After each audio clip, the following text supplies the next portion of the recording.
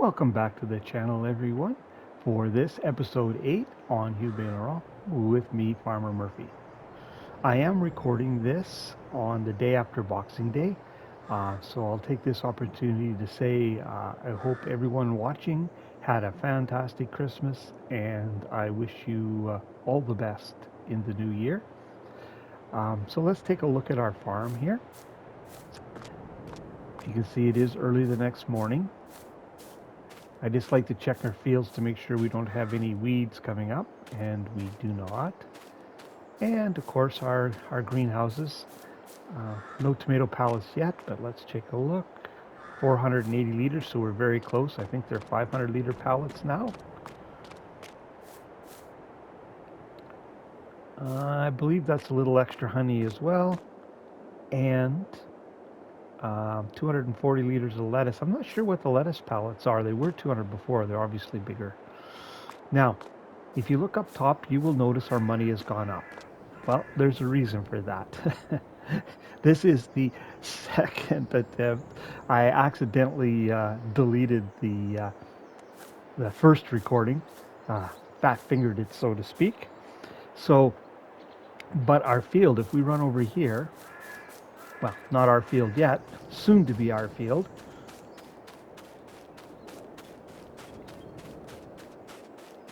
Nothing like a good early morning jog to get the blood going.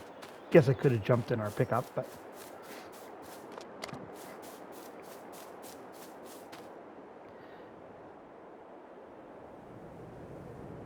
this field we wanted here is ready to harvest with soybeans. So I had gone and talked to the bank and asked them if they would be willing to lend us some money, and indeed they did. They lent us 200,000 so we can purchase this. Um, of course, not much of a risk to them. We had over half down, and we are buying land with it.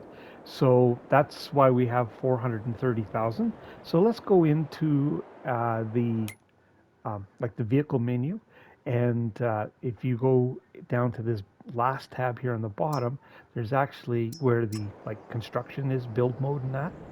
Um, if you, the last tab is the farmland tab, and we can go in there and we can purchase our land. So we'll take that. So you can see that I would say pretty close to doubles the size of our farm. That is a pretty good size expansion, but like I said, we could have bought some of these, probably both these littler fields down here, but I wanted a field with a hillside to put our orchard on. So we'll get a substantial amount of that back from the soybeans. We should be able to sell them for about 1,800 to 2,000. I don't know how many liters we'll get off of here, but 30 to 50,000, I would think. Well, we'll know soon enough. Anyway, so I'll get our equipment set up, and I will catch up with you in a minute.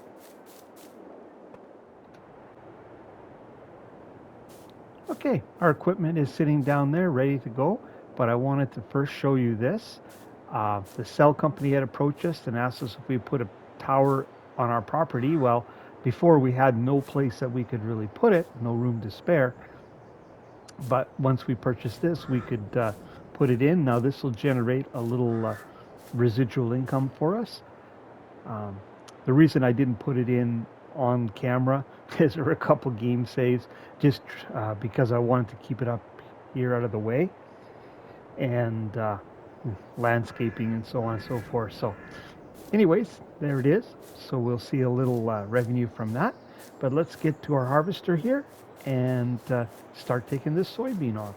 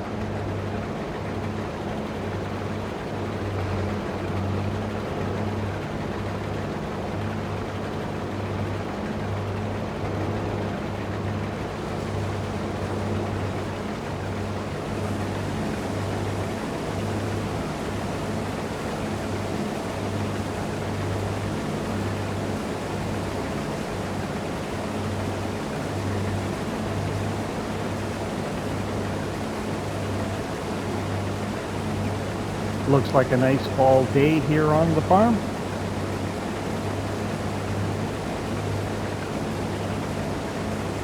Now my original plan was, when I first started, I was thinking, well, I put both grapes and olives in, but I don't know how practical that really is going to be.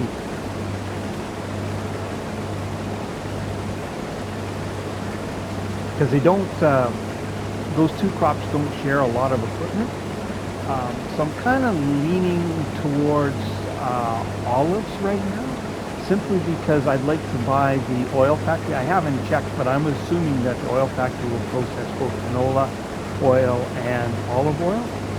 We'll take a look at that when we get a worker going, but we could kind of utilize it for two crops. So I'd like to get some factory stuff going, and of course that's assuming the oil factory is placed on the map. Not that we couldn't buy it ourselves and place it. Just need some space to do that. Now there is a bit of a flat space I've meant to show you before I took off in the harvester down at the end of our field. So where the harvester was parked. So I think we can put a little shed in there, and we can put our, as we accumulate our orchard, I think that's the proper way for olives, I'm not sure, proper term, but as we put our olives in, anyways, we put our equipment specific to that down there. The space is a bit of a issue for storage.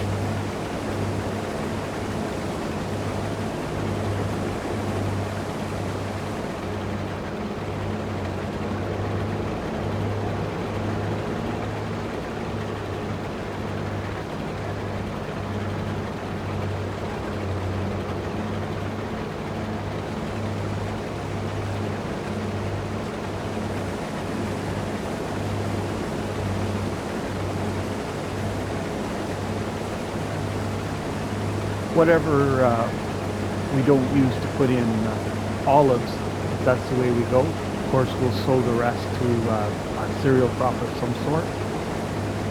We'll have to take a look at whole wheat. We might be beyond the planting window. We may not be able to do anything this year. We'll worry about that once we get the crop off.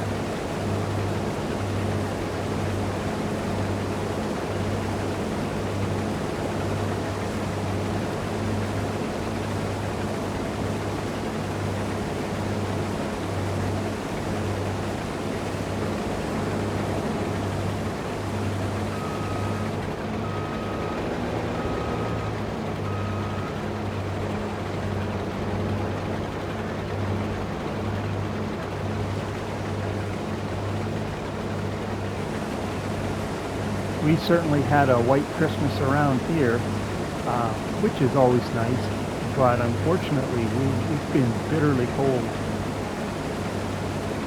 Not very good for those who need to travel.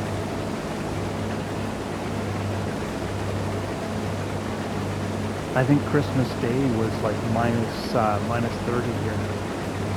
Even today, we're sitting at minus 27. That's Celsius. Really doesn't matter what scale you get into when you start talking minus 30 Fahrenheit or Celsius I can say, that's darn cold. The two scales cross over actually at minus 40, so.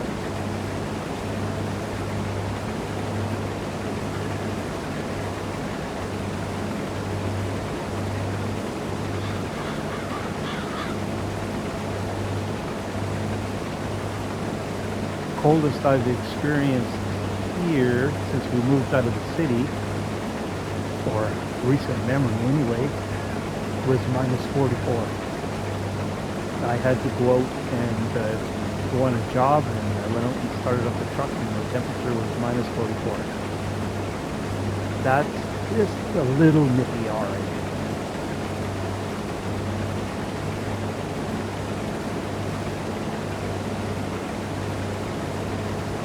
For those of you who've never experienced that kind of extreme temperature, your tires actually freeze in the shape they're sitting, so you end up with a flat spot, and it takes a while running down the road for them to go back to round.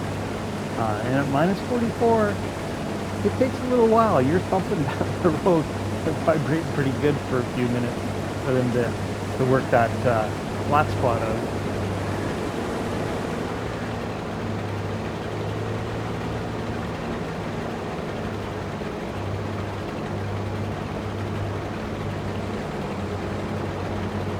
On a job up in northern Alberta, up in Fort McMurray.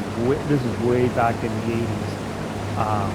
I was up there one time, actually not that long before Christmas, now that I think about it.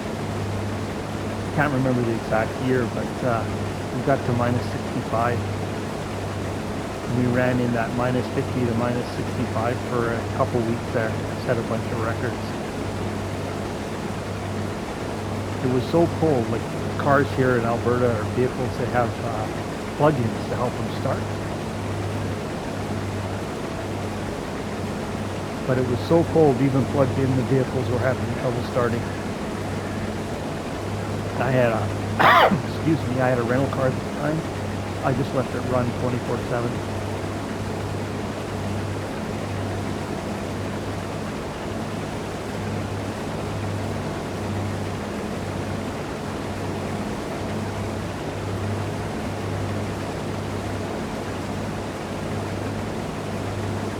One of the strangest things about that experience is I remember coming out of the hotel one morning and thought I'd been teleported to Hawaii. It seemed so warm, and I just couldn't believe it. And it's actually still minus 20 degrees Celsius, but we've been running, you know, in the minus mid 50s to minus mid 60s for, oh God, I might recall close to 2 weeks. That minus 20, that was a 40-degree temperature change. It felt like a spring day. You wanted to go put your shorts on almost.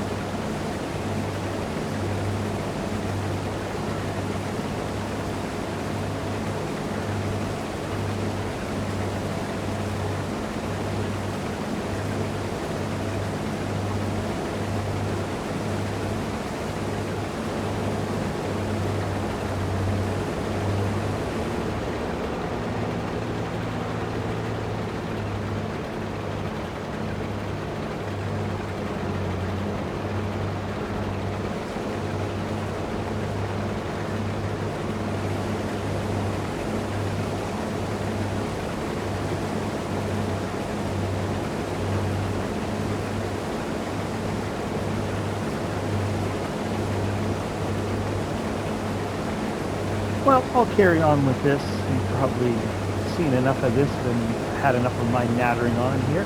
I'll keep working on this. We do have one small fertilizing contract. I'll get working on that as well. And I'll bring you back in and give you an update in a little bit. As you can see, I've completed the harvest here now.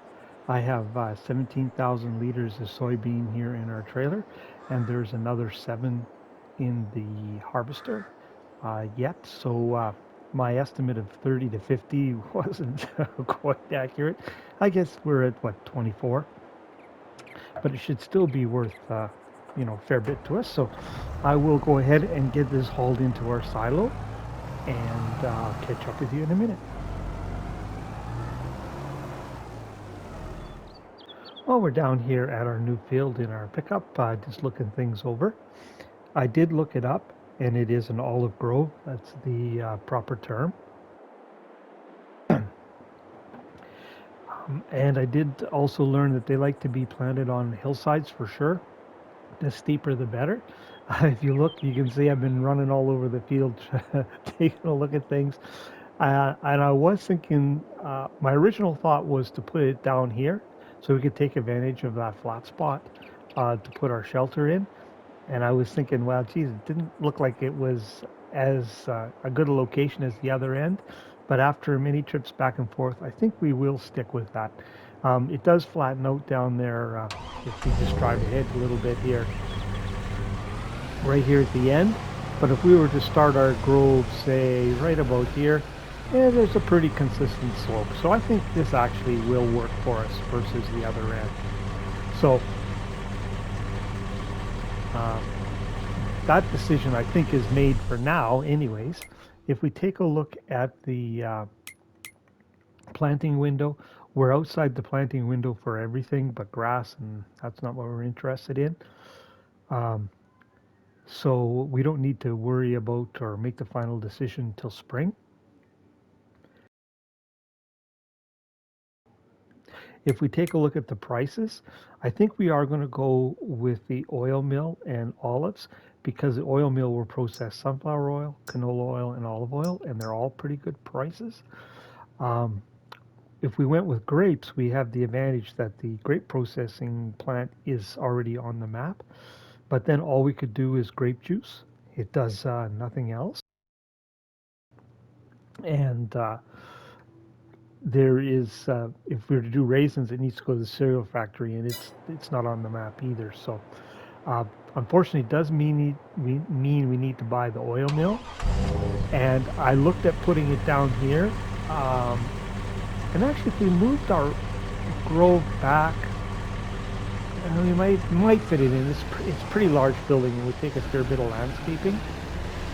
We could put it at the end of one of our two fields here. Oh, would you look at that? I do believe I see some pesky weeds showing up in our field. I'm sure that's what. Yes. All right. Well, we'll have to do something about that. Anyways, I was going to say we could put it at the end of one of these two fields that's fairly flat. Really didn't want it that close to the farm. There is a plot of land down by the southern grain mill that potentially would work. It would take some landscaping, not as much as at the end of our new field. But we don't need to make that final decision until harvest time. That's when we're going to want to start processing those products when it gets to harvest.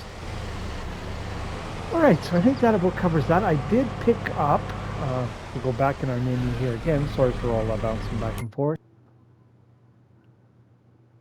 I did pick up some spraying contracts that I'll get working on. When I picked those up, there wasn't much else in here, but I see there's now a half decent cultivating one and a nice harvesting one.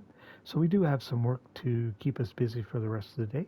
So I'll get cracking on those, and I'll catch up with you in a bit.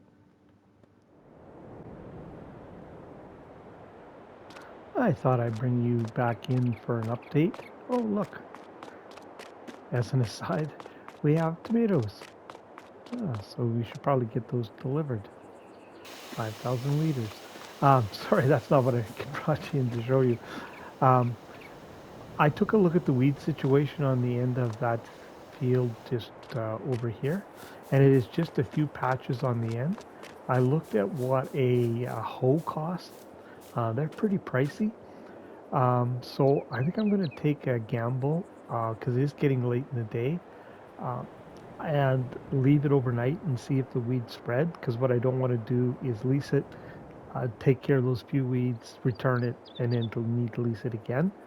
But if the weeds get too big, then we have to spray, and I thought I read someplace that spraying's not as effective. You only knock about half the weeds out. The spraying contracts are done. As you can see, the money's gone up. The cultivating and harvest contracts are underway. Workers are checking away on those. And I did one thing. I added capacity to our Brentner trailer, so it now holds 25,000 liters. Just thought it was worth the $5,000 investment to reduce the amount of carting we had to do. So I'll carry on with these. I'll probably actually throw these in the back of the pickup and get them delivered, and I'll catch up with you in a little bit. Well, welcome back. I didn't expect to see you so soon, but as it turns out, the tomato pallets are now too heavy to lift by hand, so we have to use our forklift. So I thought you might as well come in and enjoy the fun with me.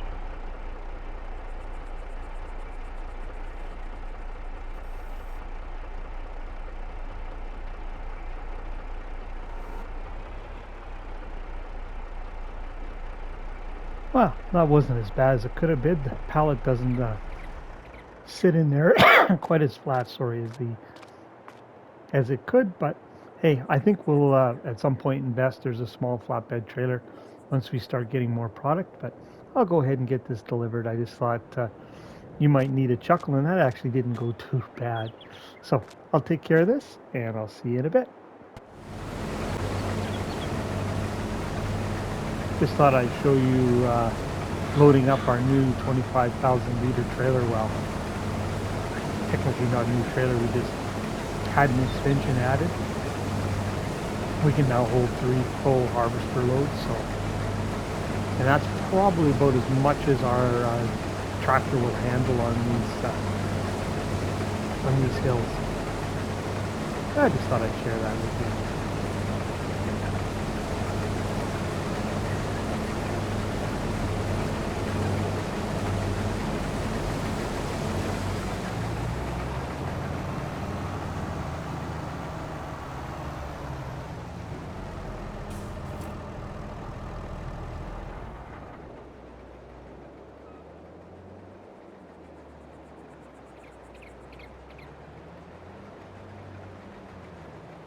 Catch up with you in a minute.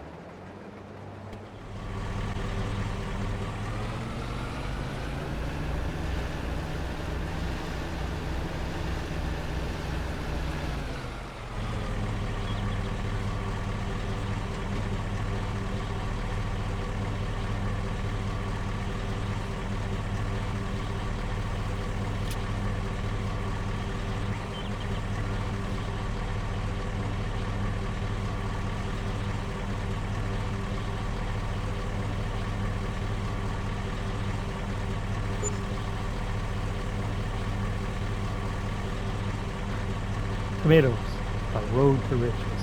But hey, $431 we didn't have before. Catch up with you later. Oh, did you happen to notice I didn't complain once about not having the side panel? I mean, I will stop complaining about it one day, and that's the day that Sony opens up the port and allows it to be used.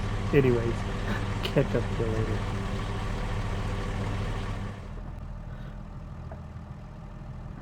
We're up here at the sell point. This should complete that harvest contract.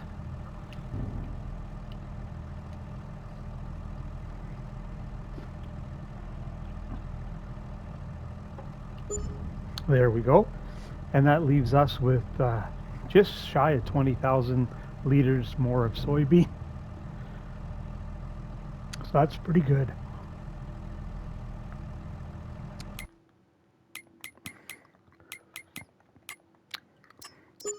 And you'll see I ended up grabbing another contract. It's a sugar beet one. Sucker for punishment, I guess. But I've got the equipment set out in the field, but I'm going to start that tomorrow. That'll be our job for that. But I think we're going to call it a day on the farm and a day in that episode. It was a pretty good farm day. We got lots done. Oh, just before I go, let's pay back some of that loan. So we don't need to have that money sitting there. Oh, maybe we better leave us a little bit more. There, we paid off 50,000. So that was a nice start. So that was a pretty good day. I know it'll be a little bit shorter episode, but I have been struggling with the cough today. So, but I did want to get some content out there. So, if you're still with me, I appreciate you watching. And if you've found it entertaining or some useful information, I'd appreciate a like. Feel free to share with your friends. And if you're enjoying the series, I encourage you to subscribe and hit that notification bell so you get future notifications. But until next time, Farmer Murphy signing out.